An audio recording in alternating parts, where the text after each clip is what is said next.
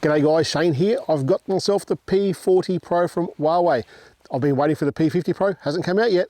So how does this thing shoot the stars? It's coming up.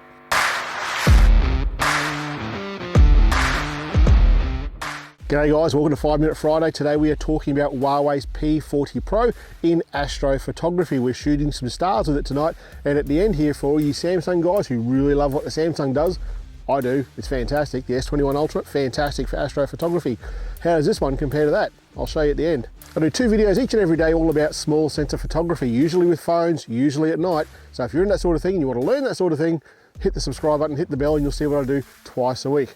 So this phone, it's an older phone. It's about a year old. When I started going into astrophotography with phones, the P30 was pretty much the pinnacle of what I could see that was doing out there. It was just amazing. There are a few downsides with this phone. The P40 just promised to be better. The P50, I dare say, will be even better.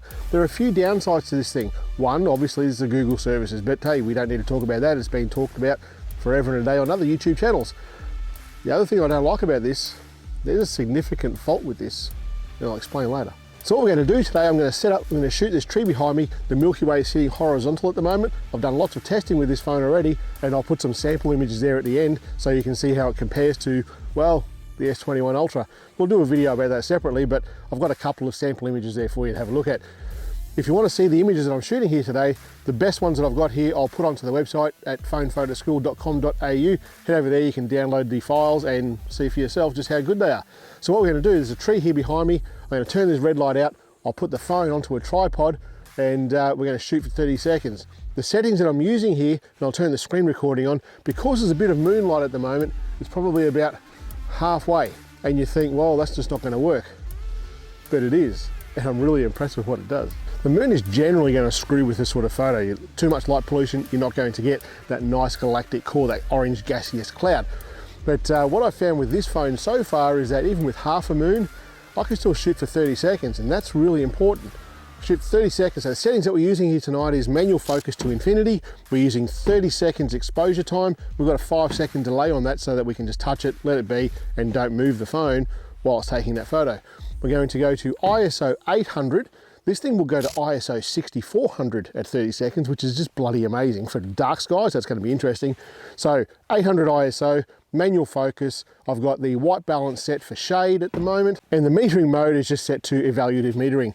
I don't think metering plays that much of a part in what we're doing here tonight, but anyway, this is what it does.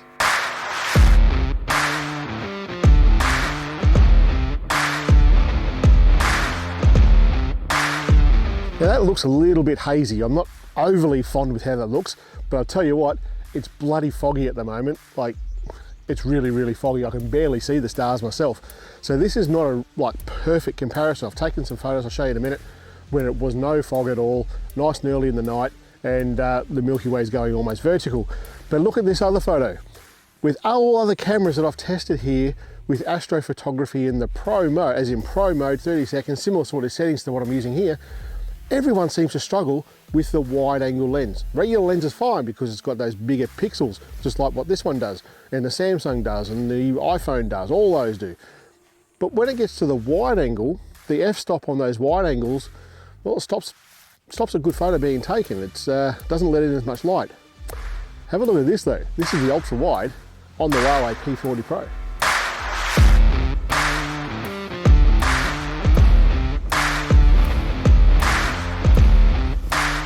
And that, when it comes to astrophotography, a wide angle lens capturing that many stars and that much foreground, because we've got the moon doing what it's doing at the moment, that's just bloody amazing.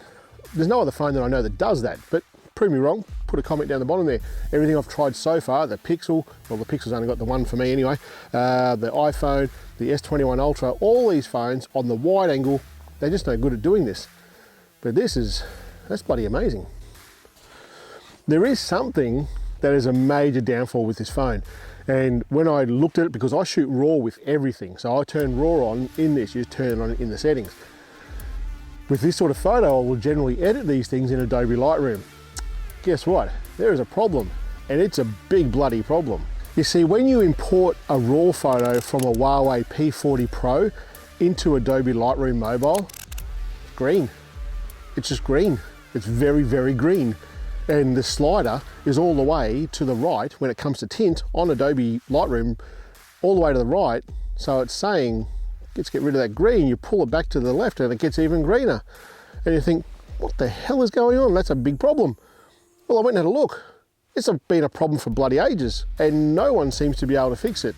So that's a big problem. Is it something that's going to stop you buying this phone to take this sort of photo? I'm going to say no, it's not, because even the JPEGs on this thing are bloody amazing. All the photos that you'll see over there on Phone Photo School, if you want to download them, go over there and do so, they're all the JPEGs, because I can't edit the photos in Adobe Lightroom when they're raw. They just turn green. Bloody weird. I will do another video, a more in-depth video about how this phone, the Huawei P40 Pro, compares to Samsung's Galaxy S21 Ultra. Here's a few little niggly things I never liked about the S21 Ultra, that this one does it really, really well. All the settings are incremental. On the S21 Ultra, you go from 30 seconds down to 15 seconds. This one, you can go down incrementally. It's a lot more precise. It feels a lot more pro in the pro mode than what the Samsung does. It's really, really, really good. It goes to ISO 6400. Haven't even tested it yet, hasn't been dark enough yet. But once I do test that, you can guarantee it, I'm gonna put some photos onto here. So here are two photos, one from the P40 Pro, one from the S21 Ultra. Have a look and see what you think. I think overall, the S21 Ultra is a little bit brighter, but I think that the P40 Pro is somewhat sharper. And I'll put both of these photos again over on the website. You can download them yourself and let me know what you think. That's it for today, guys. Hopefully I haven't gone over 5 minutes. I'll see you next week. Catch you later.